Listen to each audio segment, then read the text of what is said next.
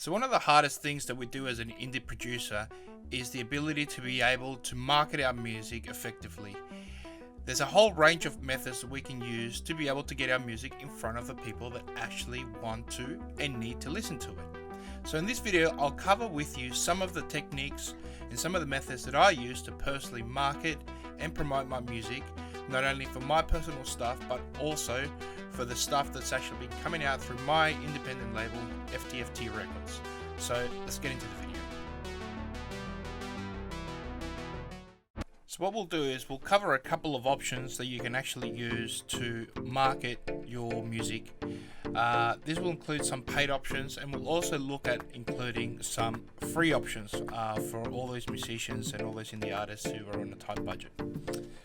So the first and foremost is probably, probably the most well-known one is Facebook and Instagram ads.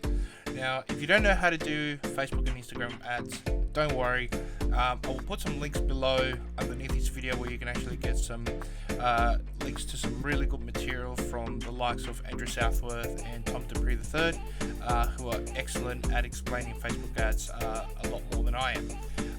So I've been actually running Facebook ads for about a year or so, and in that time I've been able to not only increase the amount of streams I'm getting to existing music, also grow my existing Spotify playlists, but also been able to drive traffic to some of my back catalogue as well.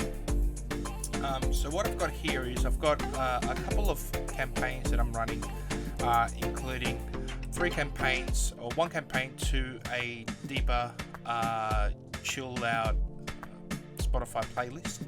I've got another one here that's actually going to my main playlist, which I think has got about 5,500 followers already, which I've grown in the last year or so. And 1 ad to grow my Instagram profile as well. So this is actually increased my footprint on Instagram. So between these playlists, as you can see, I'm only running about $2, $1.75 and $2 a day. So it's not something that's really breaking the bank. I am using conversion campaigns for this particular Facebook ads that I'm currently running. The reason why I'm doing conversion campaigns is you tend to find that there is less bots actually running through your ads, though I have had some success also running traffic ads. So if you wanted me to delve a little bit deeper into how we actually put these ads together, I can do so, but for the purposes of this video I might just expand this and give you a kind of a heads up of how we're doing it. So we'll just go to this particular Spotify playlist growth ad that we've got here. So we've got this at the campaign level, and we're essentially just running 1 ad set in here, which is basically been running for quite a bit actually, and as you can see the cost per view is actually 12 cents, which is really good cost per view for this particular ad. From here I was running about 4 ad sets, and then ended up finding out that this particular ad in here was kind of the winning ad. So essentially this is just running an ad to one of my tracks pictures, and it basically it's actually breaking up the ad is showing it to people that might be more prone to actually listen to this style of music, which is progressive house and melodic techno, and I'm actually targeting certain countries such as the UK, the US, Brazil, Mexico to grow my Spotify playlist. So I'll basically give you a little bit of rundown. This is my my Spotify curated playlist. As you can see, I've got about 5,255 users on here at the moment, and this is a great way to be able to actually get some extra streams on your playlist. So on your catalog. So what I've done here is basically added a whole bunch of artists that I like and I'm curating for, and I've also added a few of my songs in between there, which will actually be a much better way to actually promote your music, because sometimes when you're driving direct cold traffic to a new song, you may not be able to get as many conversions as you might like. However, running an ad to a playlist will actually give you a better cost per result, because people are more likely to listen to different artists or artists that they actually know, and actually listen to your music amongst those particular artists. So by doing so, like I said, in the last year or so, I've been able to grow this list to about 5,255 users. And if I just go to my personal profile, out of this, I've actually been able to grow my followers to about 30,519, which basically means every single time that I've got a new release, about 3,000 people or thereabouts, or a percentage of them, will be able to get my new music as part of their Release Radar breakdown. So we can go into how Release Radar, Discover Weekly, the popularity scores actually work in a separate video, and if you want me to cover that, just comment down below. So this is one way of doing it: Facebook ads. Another way of actually being able to promote your music is by actually directing your new songs to existing curators. Now you can use sites such as Groover, which I'm actually a curator on, and you can run multiple campaigns, as you can see here, based on the genre that you want to target.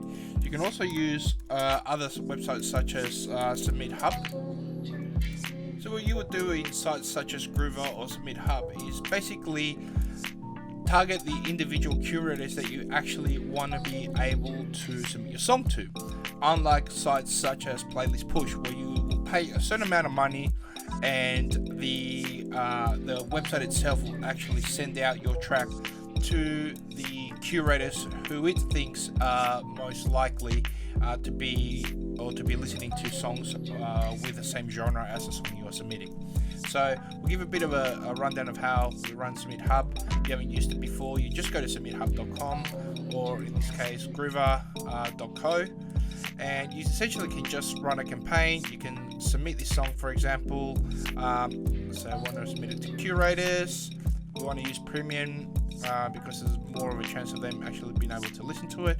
We'll leave all this the same, and hit next. And what this will do is actually give you a genre match of all the sort of playlists that you can actually target, and based on these you've got certain credits that you need to buy, and you can essentially submit your track. So another free website you can use is Daily Playlist, which is essentially a website where you will submit your track.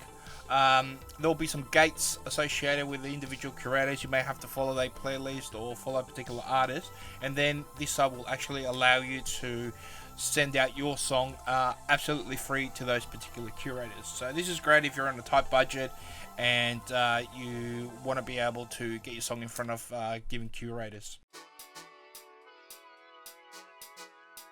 Another website I've been using a lot is this one, which is Playlist Supply.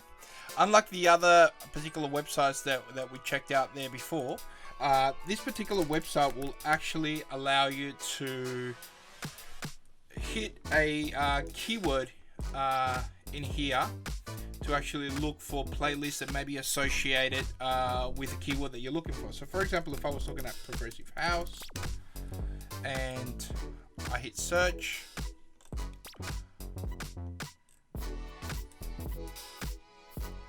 there we go. It'll give me a breakdown of all the available playlists which have the criteria progressive house. Now you can then filter these by email, so if you only want to be able to target particular websites, so particular curators that have an email address or have an Instagram account or have a Facebook account, etc. My suggestion is with Playlist Supply, this is a little bit more grunt work because you do have to type up an email and actually send the curators a message. I will actually target playlists which are smaller than about 10,000 followers. You tend to find the bigger playlist curators either want some sort of commission to even be able to consider listening to your track, which is completely against the terms of service for Spotify, or even worse, actually pay to play, which is actually you can pay a certain amount of money and then will place you in a particular position within their playlists, which is completely against the terms of service for Spotify. So try and stay away from these sort of people, because a lot of the times those playlists are actually botted.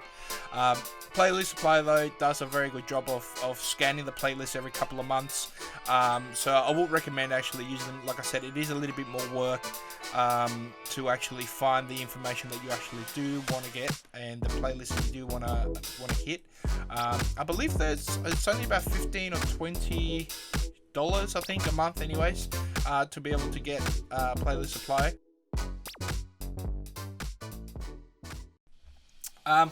Last and not least, one of the other best ways I find to be able to actually get your music in front of people is actually Discord.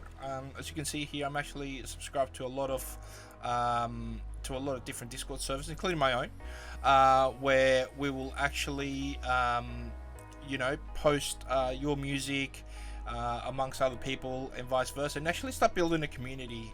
There's nothing better than word of mouth really when it comes to actually getting your music in front of people, especially if it's good. You will find that other people will be hitting you up. So I will say that try and join Discord servers. That's a great way to actually get some free promotion on your music as well. So we've covered a couple of ways of actually being able to get your music out there.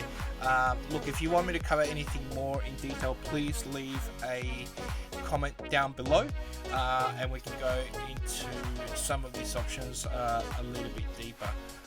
So I hope this video has been, has shed some light into how you might be able to promote some of your music. Like, there is some free ways to doing it, but obviously if you do have a little bit of a budget behind you, it is probably a better way to be able to get the most out of your new release. So look, hope this has helped you out. Don't forget to subscribe if you haven't done so, and hit that like button. Helps the algorithm as well, and